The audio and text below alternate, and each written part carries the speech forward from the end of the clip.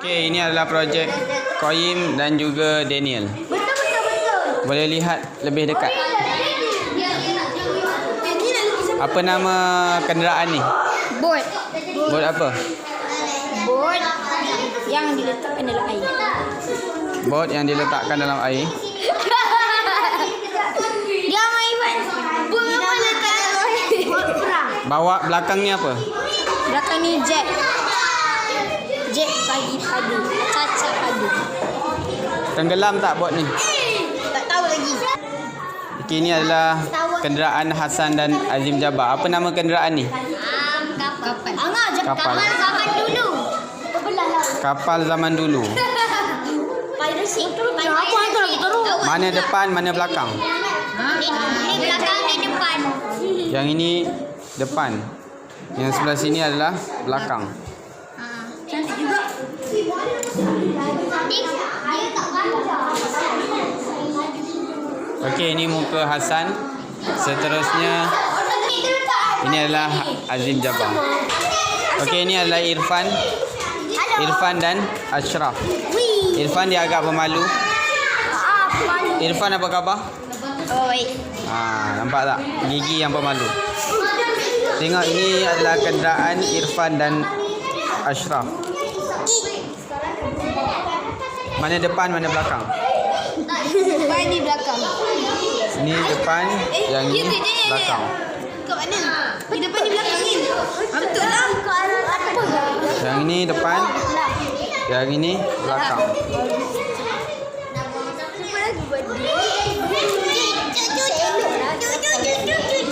Apa fungsi lidi ni? Apa fungsi lidi?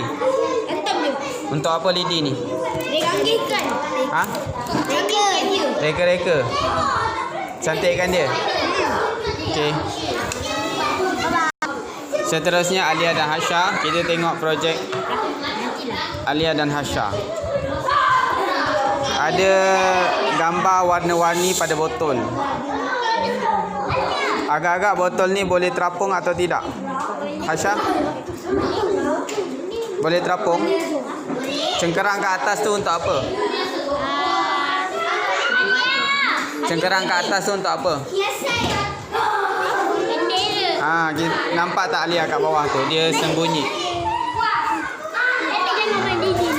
Hasha, apa nama kenderaan ni? Bot apa?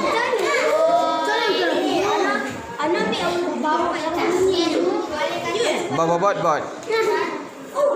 Ocobot. Okey, boleh tengok depan dia. Nampak tak depan dia? Depan dia kosong. Agak-agak air masuk tak? Yang ni. Dia cobot. Air masuk tak? Kalau masuk tenggelam tak? Apa ada cobot? Ini Abdul Azim dan Azim. Okey, ini adalah kenderaan apa? Kapal angkasa. Kapal angkasa. Kapal angkasa ni boleh terbang ke? Tak, tapi dia duduk dalam laut. Kapal laut. Kapal laut, bukan kapal angkasa.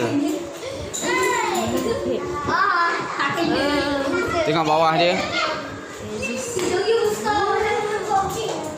Okey, kapal-kapal kat tepi ni warna pink dengan warna kuning untuk apa? Itu masa untuk letak enjin. Letak enjin. Ada enjin ke? Itu dia punya belon. Oh, belon adalah dia punya enjin. Jadi ada 3 enjin. Diharapkan kapal ni akan jadi lebih laju antara kapal-kapal yang lain. Jadi kertas ni agak-agak basah ke tak bila letak dalam air? Basah. Maka ni akan jadi warna hitam tak nanti? Bila kena air? Hitam. Okey, terima kasih kepada Azin dan juga Abdul Azim. Okey, seterusnya adalah Putri dan Batrisha. Wow, setakat ni ini adalah reka yang paling cantik. Ada rumah dan ada taman kat situ. Apa nama bangunan ni? Bangunan ni nama apa? Bangunan ni nama apa?